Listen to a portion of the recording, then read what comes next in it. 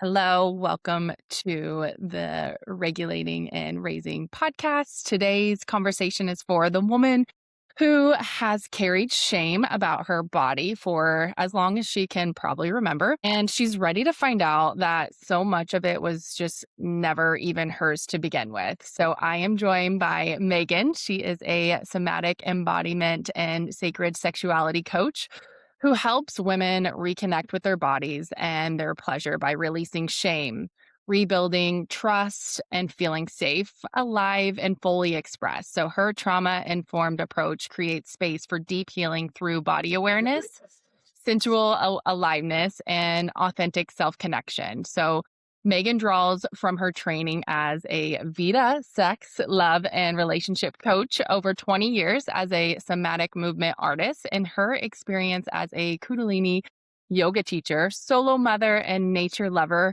And she holds a bachelor's in anthropology, which informs her work in ancestral wisdom and reclamation and feminine mystery lineage. So today we are diving into internalized and inherited body shame, where it comes from, how it lives in your body, how it gets passed down through generations of women, and what it actually takes to break the cycle for ourselves and also for our children. So this conversation is tender, it's powerful, and so needed. So Meghan, I am so honored to have you here today. It's wonderful to be here, MaKenzie. Thanks for inviting me here. I love it. So I am so intrigued of your workings. So first off, some insight of like how you got to where you are today. If you have children, if you know your human design, obviously I love human design, so I would love to know your profile. Yeah, absolutely. So my human design, I'll start there so I don't forget that one, is a projector. I think 2-4 or 4-2. I enjoy being a projector, aligned with how I walk through the world. And I am a mother. I'm a solo mother of my 11-year-old daughter. And I got into this work through life experience, right? Yeah. I felt very disconnected from my body as a child, very physically and emotionally shut down. And there wasn't really anything that had happened to me to explain that. So I didn't, I just saw it as normal. And I went through a pleasure reclamation phase very young. In my teens, I'm like, I want to feel more alive. I want to feel more part of this world, in this world. I want to experience everything it has to offer. I want to feel alive in my body. And so I just started slowly cultivating that. And one of the main modalities that I cultivated and that brought me back into my body was dance, just free form dance, not professionally trained at all, but I do consider myself a dancer, and that led me onto the somatic movement artistry path. And I also spent over 15 years as an art model. And that has been a path of deep embodiment as well, both for figure drawing and for photography. So when you uh, it's a deep form of coming back home into the body as well. Ooh, oh my gosh, my mind is like racing at obviously I, prepare a couple questions for these interviews, but now hearing more in depth of your background, it has me definitely brainstorming some additional questions that I'm excited to get into. So the first thing that I did want to touch on is, so much body shame is not even ours to begin with. So we inherit it from mothers, grandmothers, women even before them. So can you walk us through like how body shame is actually passed down, like both energetically and through the nervous system? And what is happening in a woman's body when she carries this shame that was never hers in the first place? Yeah. Yeah. I want to speak a little bit there about the merging between science and traditional indigenous wisdom that's happening right now, where I feel like throughout across the whole world, indigenous societies have been very well aware of the fact that what happens in one generation is passed down to the subsequent generations, that it lives in their body and in their stories, and that it's a collective trauma to be healed, not an individual. And so that's another facet that I feel like so much of our focus on healing in our Western culture looks at it as a you problem, as an individual problem. And I think it's really important to broaden our perspective and see ourselves as facets in a larger web and understand that collective healing is really where we're at and what's being asked of us right now. And I feel so many people feel very alone in what their experience is. And when we zoom out, we can see not only how many other people are sharing this experience, but also where it's coming from, and that healing through it together is so much more powerful than going on this solo journey. And so there's that. And then with modern science of like quantum physics and epigenetics, and like love how much epigenetics marries spiritual and indigenous wisdom, right? So we understand that what happens in one generation gets passed down genetically to the other generation, and that through epigenetics that we're able to, through our lifestyle choices, through trauma healing, we're able to turn off and on different expressions of our genes, right? So that's just to say that like this is in our scientific understanding now, energetic and spiritual based beliefs and understandings. But when we're a child in our mother's womb, we started actually in our grandmother's womb, because that egg that was there in our mother's body was there when she was developing as a fetus in her mother. And so if we just want to look at it in that like tangible, physical Western mind way, like we started in our grandmother's womb. So of course, what happened to her and her experience, we carry that in us as well. I believe it goes back many more generations than just our grandmother and our mother. But so when a woman is carrying a baby, all that tension that she feels, all of that nervous system shutdown that she feels, all of that shame that she feels, the baby is co-regulating. It is regulating with the mother. It's not its own autonomous being yet. And so all of those experiences that the mother's feeling, the baby's feeling, and somaticizing that as well. And we can carry so much and not really understand where it comes from until we do that work of healing our ancestral lineage and you know, reverse understanding these stories that have been passed down to us. I'm getting a little emotional. It's a very personal story with my son. He had severe eczema, and it truly was because of the nervous system that I was in whenever he was in my womb. And whenever you were going through that, I was kind of reliving a couple moments and just a couple things that, were a belief of mine whenever I was pregnant with him. So we shifted from ancestral lineage and those beliefs being kind of trickled down. When do you think that shift like started to happen, and why is it now just like a you problem? Yeah, I mean, the shift happened with colonization, right? It depends on where you're from in the world, for when you were colonized, when your culture was colonized, and when that separation of mind over matter, of individualism, of separation from nature started to happen. But certainly we can see it in all places in the world have been colonized. It's just a matter of how far back. And so part of my work is a lot around decolonizing the mind as well, and wanting to study how we decolonize trauma healing. And my understanding of it is really that it comes just back to that, like collective healing, bringing back rituals of healing and sharing it in community. And we're doing that right now by holding space for each other, by sharing our stories, by speaking to them out loud, by not holding it all in. That is shared communal healing. We're failing if we can't do it on our own. And it's like we are human beings. Human beings are social creatures. We are meant to be living, breathing, dancing, singing, sharing, healing, sharing food together, not alone. For sure. So you said epigenetics are from our ancestral lineage. Explain it to like me and my audience of like what it is. Is there a certain like number back that you like usually start kind of like the healing journey? I don't think there's a certain number back that you start the healing journey. I think, your mother and your grandmother is a great place to start. And then as you're doing that work, other ancestors will come into your knowledge or into your felt sense.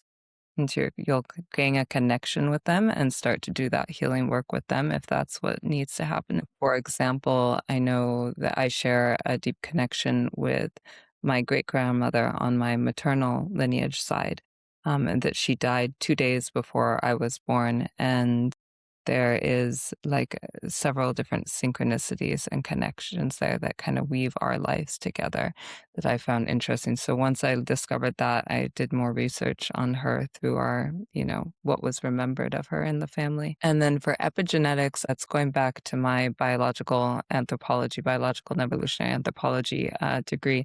So as far as like the most cutting edge current science on epigenetics, that is not my specialty. But basically, what it is that yes, we're born with this set of genes, right? But which genes are on or off being expressed can change throughout our lifetime and when we're in the womb. So if a mother is starving herself, and while she's pregnant, or if she is in an actual state of famine, this is where this biological response comes from. It comes from if a woman was pregnant and there was a famine, then her baby would be prepared to survive in a famine state. It's signaling to the baby's body, hey, when you get out, there's going to be a lack of food. There's going to be a lack of nutrient dense food and a lack of calories available to you. So we're going to prepare this body now to survive in that state. But if it's coming from a mother who's starving herself because she has body dysmorphia or she has an eating disorder, shame around weight, then the baby when it is born is going to be more likely to be overweight because its body has prepared for a life of famine. And instead, it's coming out to McDonald's and preprocessed foods and an abundance of junk food. And so, most likely, that child is going to grow up to be overweight and Wow. struggle with obesity. Yeah.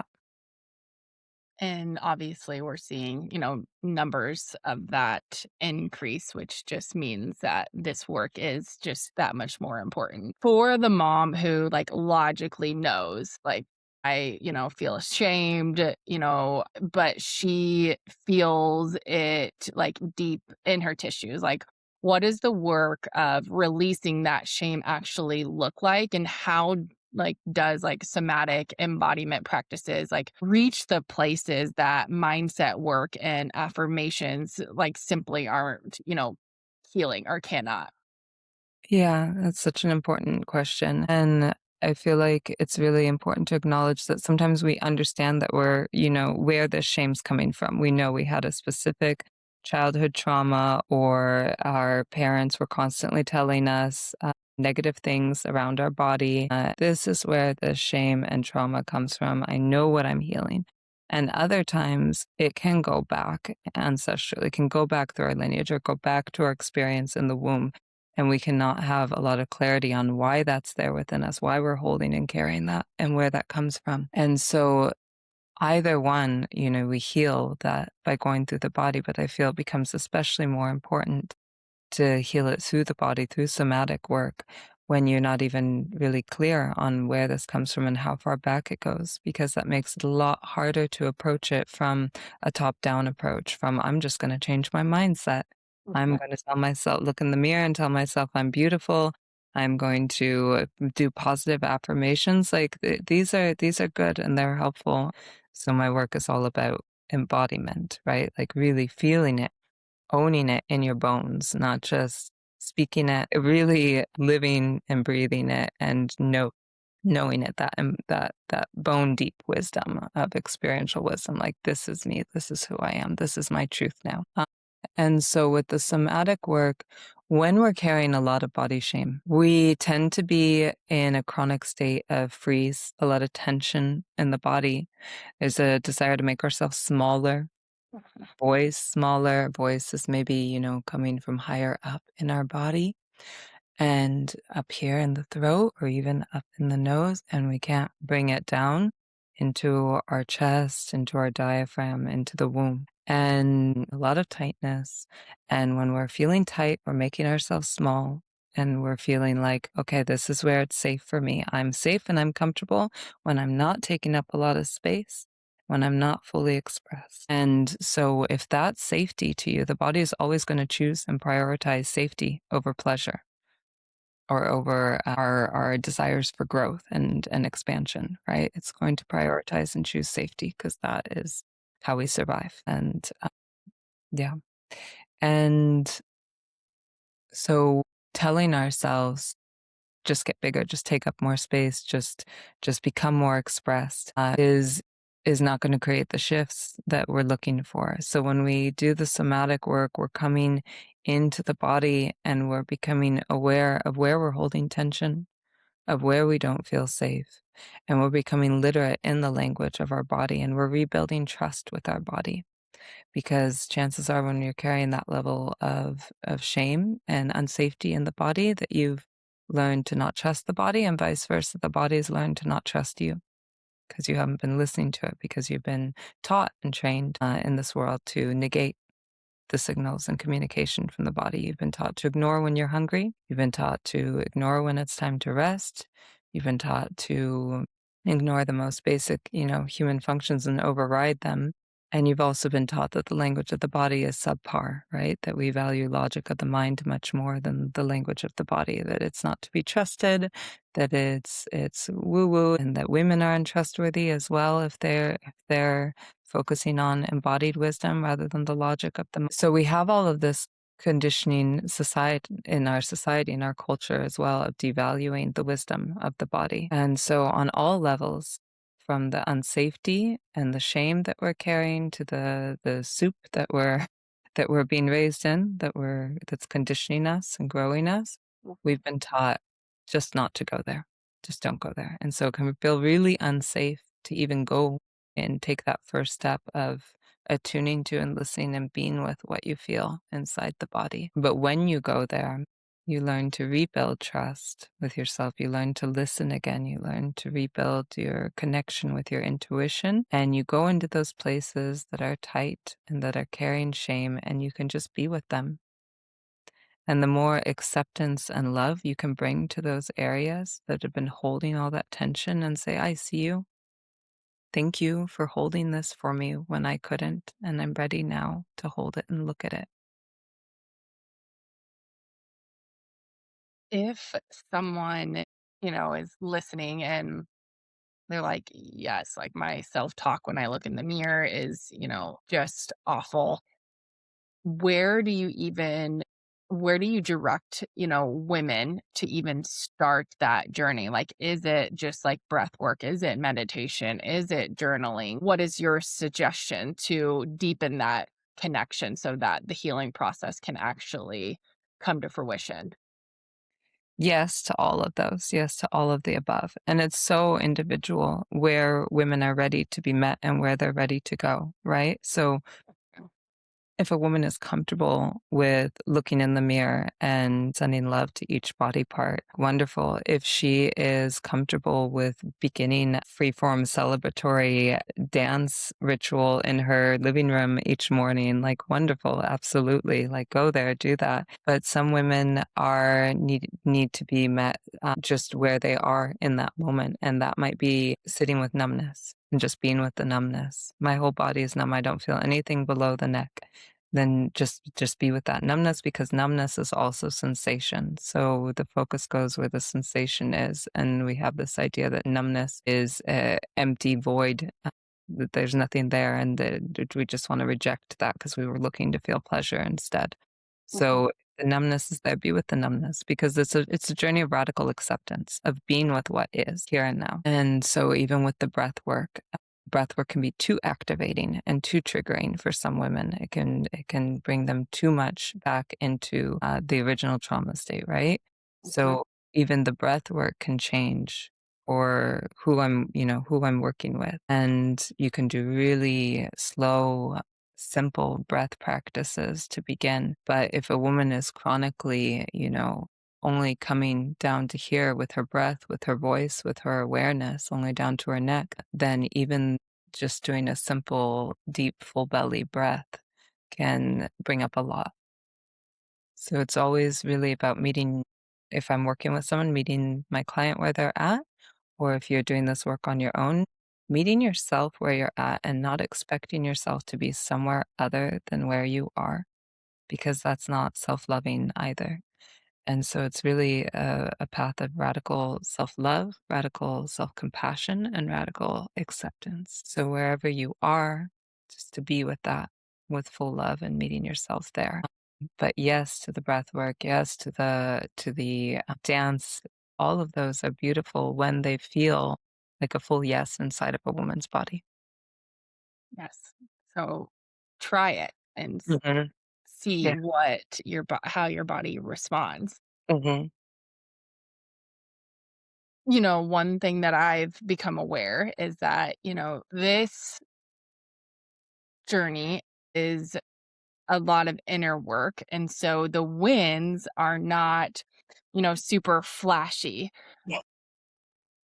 Feel like you're, getting somewhere with this work, or like feel like your body's responding, like the work is working. Like, how do you best describe to your clients, or, just internally, how you kind of feel that? Yeah.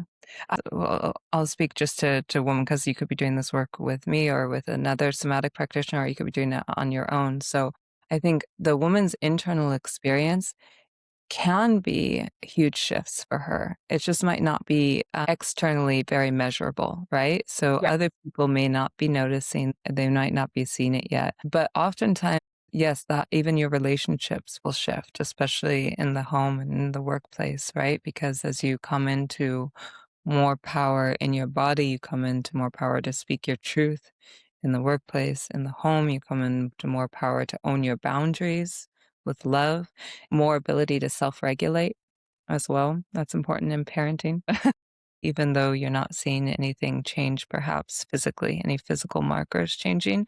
The relational shifts are there. And that's in relation to yourself and in relation to the people who are close to you. And so, for what a woman will experience changing in her body, she'll start to feel more rooted, more of a sense of, okay, this is a safe place for me to come to. And eventually, like, this is where I come home. And this feels good now. I want to keep coming back home into my body. And she'll start to feel more regulated within herself, right? She'll notice maybe that a lot of the nervous system responses that been having and been carrying, or the tension she's been carrying, starts to release a little bit, starts to soften, that the body starts to soften and release some of what it's been holding, start to feel a little more openness, a little more expansion. And these shifts don't need to be, they're not a one and done, and they don't need to be a huge shift that can happen. And it might be less sustainable than the moderate ones over time. And so, and then also to remember that healing isn't linear, that it moves in cycles. Everything moves in cycles and spirals, actually, but we tend to want to think of things as linear, just as our lives do not move in a line, they move in spirals. So does our healing journey. So what can feel like backwards momentum, trust that too. Hmm. You talked about posture earlier, whenever you were talking about you doing your artist modeling. I have been experimenting with this, of like just being aware, like whenever I, walk into rooms, or just, right now, like sitting with my shoulders up, and back. It has made me feel a difference. Talk to me like why that is. And like you said that there's like different postures for like different release areas, I think. I would love to brainstorm a little bit and learn more about like what those areas are, and how to do that. Yeah, absolutely. And before we jump into that, I want to go back to the question you asked a moment ago, and I realized we never talked about pleasure as well. So, Mm. so often when a woman is carrying shame in the body and she's in that free state, she denies herself pleasure. Pleasure can feel unsafe, or she can actively be denying herself pleasure, either because she feels she's unworthy to experience it, or because it feels unsafe. Whatever her particular story is about pleasure, it can be unique and diverse. But regardless, the common thing is that there's not going to be any pleasure happening. If there's not any feeling, any safety in going into the body and feeling the body, then most pleasure is going to be performative, just as our beauty becomes performative, right? Our body becomes performative. It's no longer like when you're carrying that level of body shame, the the feeling isn't like, "Oh, I wanna feel beautiful for myself." It's, "I want others to see me as beautiful. Can you please validate me today? Can you please remind me that I'm beautiful or tell me that I am, or tell me that I'm worthy to exist in your world and in your life?" And so much of it is externally projected. We're receiving our validation and looking for our validation from outside of ourselves instead of from inside of ourselves. So we're experiencing pleasure as well through somebody else's pleasure. Can I please this person? Can I give them pleasure? Because that's the only place I can feel pleasure, right? Mhm. And I'm going to perform my pleasure so that they feel better and have a more pleasurable experience. And I'm not just talking about in the bedroom, I'm talking about in life. And so when we start to come back into our body, one of the huge, biggest shifts that I love, love, love for women is reclaiming their pleasure for themselves and being able to feel that aliveness and sensuality and pleasure in their bodies. I love that. I've also been experimenting. I just got like the New Testament, and the first scripture was the Thanksgiving prayer, and I'm just at that point, and it's all about like being able to receive. So one of the somatic practices that I've been doing is like every night before bed, I pinpoint three different areas of the day that I allowed myself to receive. And Mm. in the morning, before I put my feet on the ground, taking 3 deep breaths and literally saying the words like, "I'm safe, I'm safe, I'm safe," like 3 different times. So that is something that I wanted to share that's been really working for me, that has allowed me, because I realize that that is part of my journey, is that I wasn't allowing to even, like, receive. And that's not just with, like, money, with support, with pleasure. Like, it is also like compliments. Like, if somebody compliments your outfit or your hair, try doing this experiment where you just say like thank you. And it has been like a world changing for me, at least. Yeah. Yeah, absolutely. I love that practice for women, and there's very few women that don't need that that practice, right? Like there's so many of us who just learned that's the polite way to receive a compliment. So I can't receive that.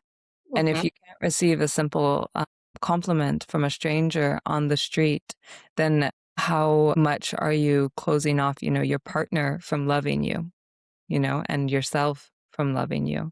And how does that trickle down into how you love your children, right? And so just really seeing like where these patterns are, and if we can see them somewhere, then we can start to see them everywhere. And so what you said right now about that, it seems so simple. It seems so little. Just say thank you when you receive a compliment. Someone says nice shirt, don't say I got it, as a hand-me-down for my mom. And starting and ending your day with gratitude, another beautiful practice. Yeah. It's just so crazy to see it in big pictures of your life. I receive things just fine. But then it's like whenever you like really spend time with it. If somebody asking me like, "Can I hold the baby?" And it's like, "No, I'm fine." Like, "No, let them hold the baby." That's just something that I've recently and have been chipping away layers. Yeah, yeah, Uh, love that. let's get back to the posture, because I'm really intrigued about this. So tell Absolutely. me a little bit about this. Yeah, so you were speaking to which postures we could consciously shift to notice a conscious change in our relation with ourself and our safety and Yeah. our And feeling also of what being it does to like your body, to just be best. aware of like just like good posture. Yeah. So I want to invite you to experience it with me. So I'm not just modeling it by myself. So Love if it. you want, you can keep your eyes open or closed, but just notice what starts to happen to your body if you start to bring in fear.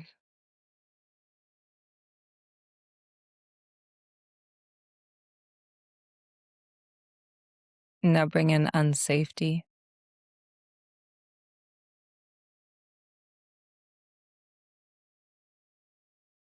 shutting down,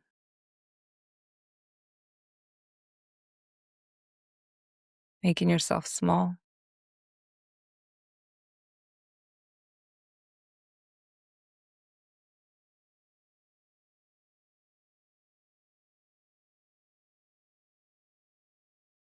And now do the opposite of whatever that is that you're holding right now. Come into the opposite expression through the body.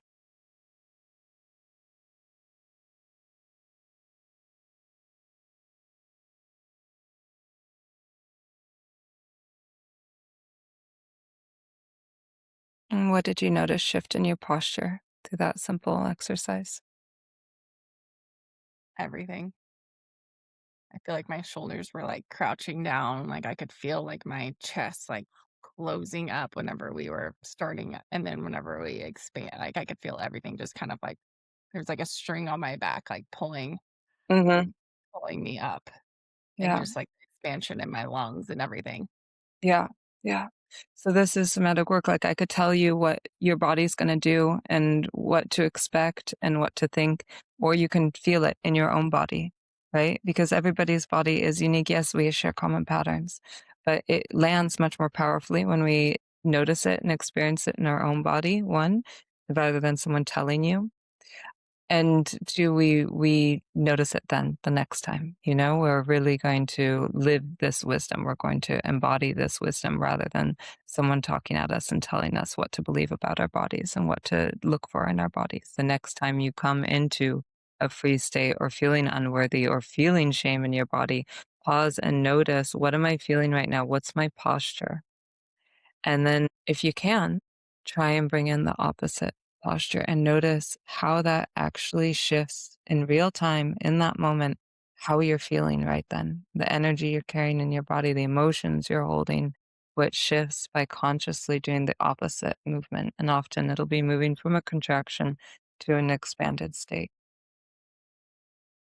I love that. So beautiful. I have one last question for you. So many of us are terrified of passing a lot of this shame onto our children, especially our daughters. So, as a solo mom yourself, like how do you mother differently when you are actively like healing your inherited body shame? And what does it look like to raise children who feel safe, alive, and at home in their own bodies, even why we maybe not feel 100% healed ourselves?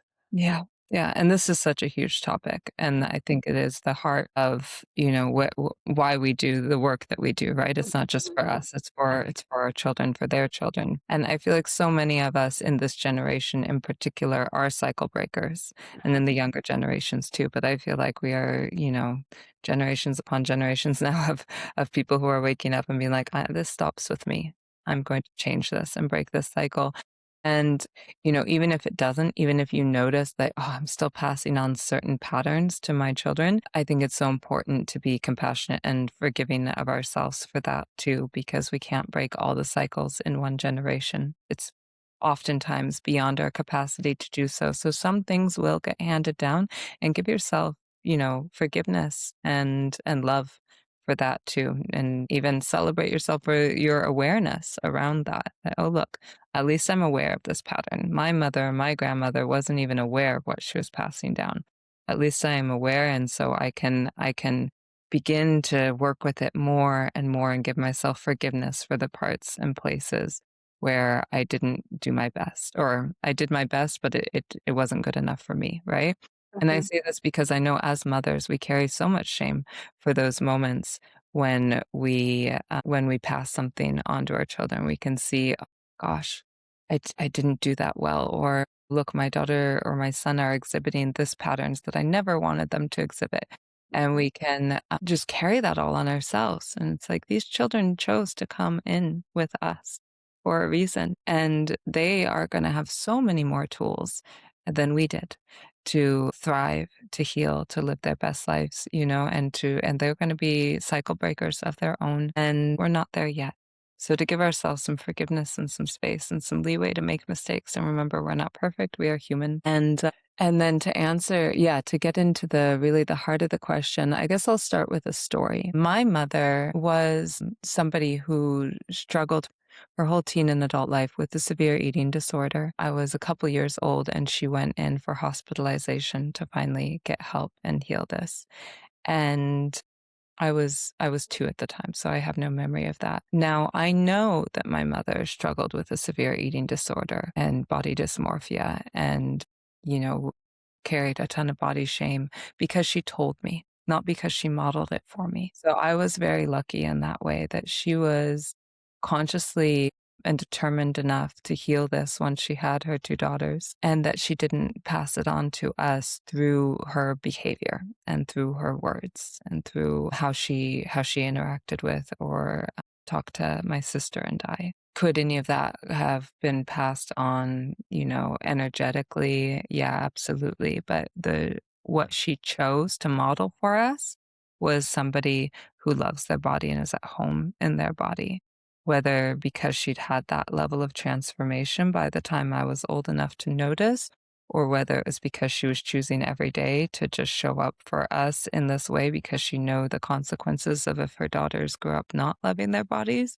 I don't know. I'll ask her. But what I do know is she was very conscious about raising us to love our bodies and to not feel ashamed of them. And then my grandmother would come visit, and you could see how my mother was raised. You know, my grandmother would put a lot of shame out there on, the bodies and it's like of her granddaughters. And it's like, oh, okay. All right. That's the home life my mother was raised in, the conditioning she raised in. So she was a cycle breaker as well. And for me, parenting my daughter, it looks a lot like, checking in with her and, how do you feel about your body and why? And what does that mean to you? And like, really nurturing, empowering stories for her as well, like the books and stories and myths that I choose to expose her to, like making sure that they're empowering for Mhm. young women. But also, like, if I catch myself wanting to look sideways in the mirror at my belly or say something critical about a new line on my forehead, being really aware, oh, I'm not going to do that right now. Mm. Maybe the impulse is so strong that I'm gonna do it when I'm by myself still, but I'm certainly not gonna do that in front of her. And so changing how we show up for ourselves in front of our children as well, and choosing to exhibit healthy patterns and healthy behaviors is huge, but also there's so much that goes into the upbringing that's beyond the home, that we can't control everything and all of it, but we can certainly do our best to advocate for something different than the mainstream narrative that they're receiving. My daughter's constantly asking if she can get TikTok, and the answer is no. And it'll be no for, as many years as I it's under my capacity to do so because the exposure to, filtered women and AI women now, not even real women. It's like, no, I know what an impact it had for me the first time I got one of those 13-year-old girl print magazines and how it brought in body awareness in a way that I'd never had before. And fortunately, my mom talked to me about that at the time, and I talked to her about that. A world that we have to be vigilant about for our daughters, especially right now, and our sons as well for the message they're receiving about women and women's bodies and sexuality and all of these, you know, things that are out there on the internet are targeting young men, I feel like, to be quite misogynistic. When I'm raising my daughter, I want to raise her without body shame and also without sexual shaming too. And that requires quite a bit of inner work as well, because I think for me and for others, it was rare to be raised without sexual shame. Mm. So getting really comfortable talking to her about those topics at child appropriate, age appropriate levels and having it being an ongoing conversation and doing repair if there ever was a time when a response that was shameful. Being like, okay, you know what? That wasn't okay. Let's change the narrative right now, right here and right now. I'm sorry I responded that way and I want to respond this way instead. So that looks like reminding her that her body is capable of so much pleasure and to celebrate that, like celebrate your body's ability to feel and experience pleasure. And that's wonderful and good. And you're totally free to do that in the privacy of your bedroom, like as you will. And also like getting her books that have drawings of the female anatomy on them, children's puberty books. She's 11 now, and like encouraging her, like, look at your own anatomy. When you're by yourself in your room, look at your own genitalia, look at your vulva, like, let's use proper names here too. And yeah, there's so much that can be said for the intersection between sexual shame and body shame. But I'm definitely trying to be conscious to raise her to be somebody who is not just comfortable in her body, but also like celebrates her pleasure. I love it. You just reminded me of, and my daughter walked in the other day and she was like, she saw my pad and was like, what is that on there? Like, why are you bleeding? And like, we've had the conversation, of that, but obviously I needed to revisit it. I love my period. Like, this is part of womanhood, and like reframing that, just being conscientious about, those conversations. How I grew up is like, this is terrible. I hate this, time of month. It brings anger. It brings all these, bad emotions. And like, that's like really a part of like womanhood that I am like consciously making an effort for her to ensure that she looks at that time of the month as something that is like blossoming and beautiful. So that Absolutely. just happened this week. And I love that you mentioned the books recommendations there, but this has been amazing. I feel like it's such a crucial topic that I know that most women are dealing with, which is unfortunate, but fortunate that we have the control and tools and practices to heal this and break the cycles. So if my audience wants more support and wants more education and just your energy, Meghan, where can they find you at and what resources do you have available?